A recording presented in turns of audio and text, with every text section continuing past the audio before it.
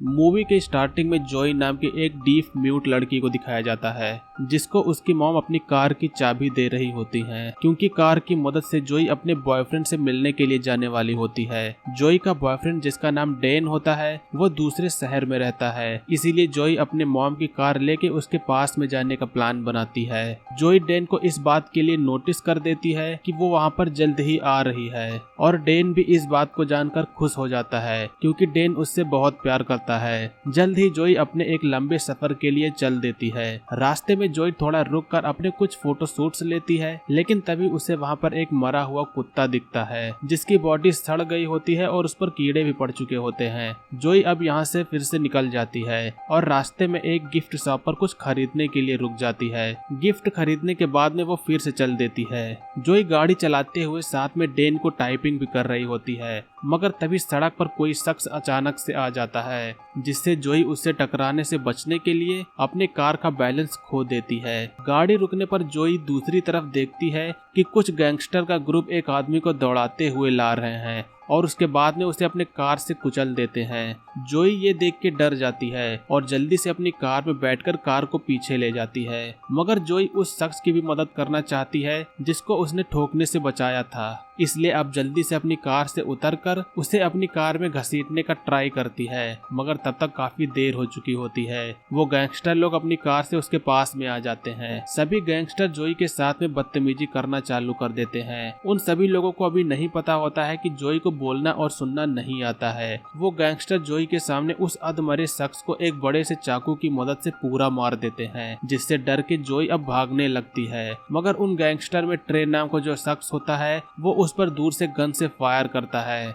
जिस पर आखिरी गोली जोई के पैर में जाकर लग जाती है। सभी गैंगस्टर जोई को अपने ठिकाने पर ले जाते हैं। वो लोग उसको कटीले फेंस की तारों से बांध देते हैं, जिसके बाद में वे सभी उसके साथ में टॉर्चर करना चालू कर देते हैं। यहाँ पर थोड़ी देर बाद में उन सभी लोगों को पता चलता है कि जोई एक डीफ म्यूट गर्ल है, जिसके बाद में वेस्ट नाम का एक बंदा उस पर तरस खा के ट्रे से टॉर्चर न करने के लिए कहता है, मगर ट्रे यहाँ पर किसी की भी सुनने वाला नहीं होता है, क्योंकि वो ही इस गैंग का लीडर होता है। ट्रे जोई को जितना हो सके उतना ज्यादा टॉर्चर करने की कोशिश करता है। अब ट्रे अपने लॉकर को खोल के कई सारी मरी लोगों की खोपड़ियों में से एक निकाल के जोई को दिखाता है और उसको इस सब के बारे में बताता है। वो ये बताता है कि हमारे पूर्वज बहुत बड़े गैंगस्टर थे जो लोगों को बेरहमी से मारने का काम करते थे। ट्रे इन सब से जुड़ी और भी ढेर सारी बातें जोई को बताता है, मगर जोई यहाँ पर उसको सुनना नहीं आता है। वो थोड़ा बहुत ट्राई करके ट्रे के होठों को पढ़ने की कोशिश करती है। ये सब हो जाने के बाद में ट्रे अब उसका रेप करना शुरू कर देता है। यहाँ पर जोई बिल्कुल भी असहाय होती है, वो कुछ भी कर नहीं सकती है। इस तरफ जोई का बॉयफ्रेंड यानी कि डेन को जब जोई का कोई भी मैसेज या फिर कॉल नहीं मिलता है तो वो परेशान हो जाता है। जोई को यहाँ पर आने में देर भी होने लगी होती है, जिससे अब डेन पुलिस को इस बारे में खबर कर देता है। जोई का रेप करने के बाद में ट्रे और उसके साथी अब साथ में बैठकर ड्रिंक करते हैं। वेस्ट यहाँ पर फिर से कहता है कि हम इस लड़की को यहाँ पर नहीं रख सकते हैं, क्योंकि पुलिस में ये बात काफी तेजी से फैल चुकी होगी कि एक लड़की लापता हो चुकी है। जोई के साथ में असहनीय टॉर्चर हुआ होता है। वो अपने ख्यालों में बस अपने बॉयफ्रेंड को ही इमेजिन कर रही होती है, लेकिन वो जब इन सब से ऊब जाती है तो उन्हीं कटीले तारों से अपने हाथों को खींचकर निकाल लेती है, जिससे उसके हाथों से खून की धारा बहने लगती है और ये काफी दर्दनाक होता है। जोई जैसे ही उस रूम से बाहर निकलती है तो वेस्ट उसे देख लेता है और उसके पास में जाकर जोई के पेट पर कई बार चाकू मारकर स्टैब करता है, जिससे जोई की लगभग मौत हो जाती है। अब अगले दिन हमें वही ओल्ड आदमी दिखाया जाता है जो उसी गिफ्ट शॉप का ओनर होता है। उसका डॉग एक लाश को ढूंढता है और जब वो ओल्ड आदमी गड्ढा खोद कर देखता है तो वो जान जाता है कि ये तो वही लड़की है। वो ओल्ड मैन जोई की बॉडी को अपने अड्डे पर ले जाता है। ओल्ड मैन उसके घाव पर कुछ लेप और पट्टियां लगाता है और इसके बाद अब वो उसकी बॉडी के साथ में कुछ काले जादू जैसा कुछ करने लगता है। एक अजीब डांस के साथ में उस लड़की की बॉडी को जिंदा करने के लिए एक देवता या फिर शैतान से वो प्रार्थना कर रहा होता है और तभी जोई की बॉडी में कुछ हलचल होने लगती है। जिसके बाद में जोई की बॉडी किसी काले जादू की मदद से हवा में उड़ने लगती है। जोई के शरीर के अंदर किसी शैतान की आत्मा अब आ चुकी होती है। इस साइड में डेन को जोई की कोई भी खबर न मिलने पर वो बेहद ही दुखी होता है, मगर जोई फिर से जिंदा होने के बाद में पास के टेलीफोन बूथ में जाकर डेन को कॉल करती है और डेन को हकलाते हुए बताने की कोशिश करती है कि वो ठीक है। यहाँ पर जोई के शरीर के अंदर एक आत्मा आ गई होती है, उसकी वजह से अब वो बोल और सुन दोनों पाने लगती है।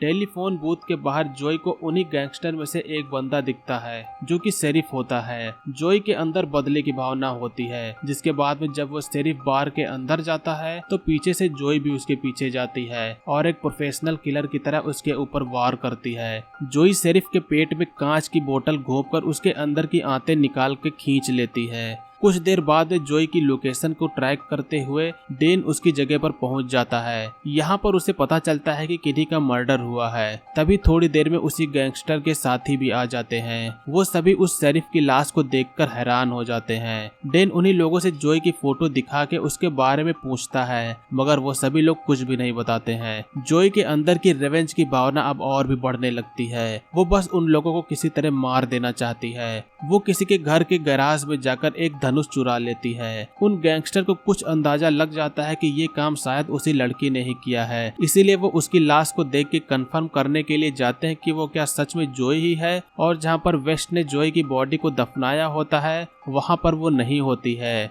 एक एक करके जोई अब उन्हीं गैंगस्टर को मार के अपना बदला लेने लगती है। जोई के शरीर के अंदर भले ही किसी दूसरे की आत्मा का कब्जा हो, मगर जोई का शरीर मर चुका होता है, जिससे उसके अंदर सड़न आने लगती है। वो गैंगस्टर्स जान जाते हैं कि वो लड़की अब हमको भी नहीं छोड़ेगी, इसीलिए वो डेन को जाके किडनैप कर लेते हैं। जब वो लोग डेन को किडनैप कर रहे होते हैं तो जोई भी पास में ही मौजूद होती है और वो तीर से उन पर हमला कर देती है। वेस्ट और ट्रे दोनों लोग जोई को मरने के बाद में फिर से जिंदा देखकर बेहद ही ज्यादा हैरान होते हैं। वो अपनी कार को जितना तेज हो सके आगे बढ़ाने की कोशिश करते हैं, मगर जोई कार के पीछे चढ़ के वेस्ट के साथ में फाइट करने लगती है। वेस्ट कई बार जोई को चाकू मारता है, मगर उसे कुछ भी नहीं होता है। ट्रे जब अचानक से कार में ब्रेक मारता है तो जोई कार के आगे जाकर गिर जाती है, जिसके बाद में ट्रे उसके ऊपर से गाड़ी चढ़ा देता है, मगर जोई अभी भी नहीं मरती है। ये देखकर सभी लोग की हवा टाइट हो जाती है। अब सभी लोग अपने गुप्त ठिकाने पर चले जाते हैं।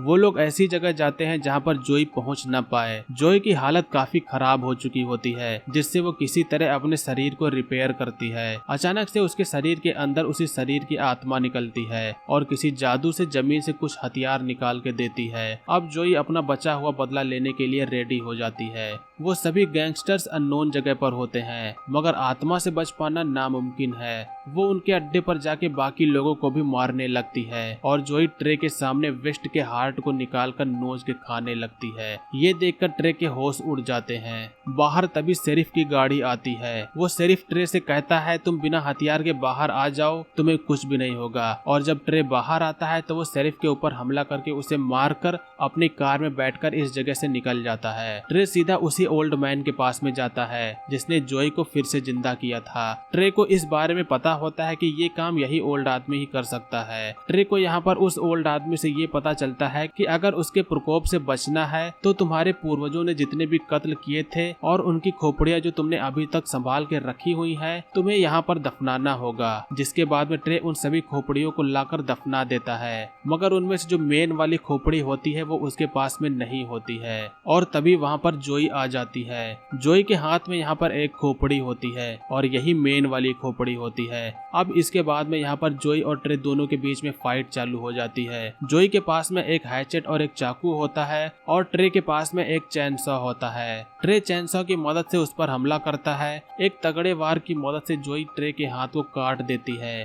और जब जोई ट्रे के गले पर हमला करने जाती है तो ट्रे भी वो चैनसॉ उसके पेट में घुसेड़ देता है। यहाँ पर दोनों लोग एक दूसरे को काट डालते हैं। ट्रे तो तुरंत मर जाता है, मगर जोई का शरीर कट जाने के बावजूद भी जिंदा होता है। थोड़ी देर में डेन आ जाता है। वो जोई के आधे बचे हुए शरीर को देखता है। जोई को मुक्ति दिलाने के लिए डेन उसके शरीर को जला देता है और जोई के अंदर से दो आत्माएं निकल जाती हैं और अंत में ओल्ड मैन और डेन बचते हैं जो जोई की ग्रेव बनाकर उसे दफनाते हैं। अंत में यहीं पर मूवी का एंड होता है। सो गाइस, किसी लड़की के साथ में ऐसा अत्याचार करने पर मरने के बाद भी उसकी आत्मा बदला लेने के लिए आ जाती है। उसके अलावा उन गैंगस्टर ने जितने भी गलत काम किए उसके लिए सिर्फ इनको मार दिया जाना क्या इतना ही काफी है? हमें कमेंट करके जरूर बताइएगा। आज की वीडियो के लिए बस इतना ही, मिलेंगे अगली वीडियो में, तब तक के लिए बाय। जय हिंद, वंदे मातरम।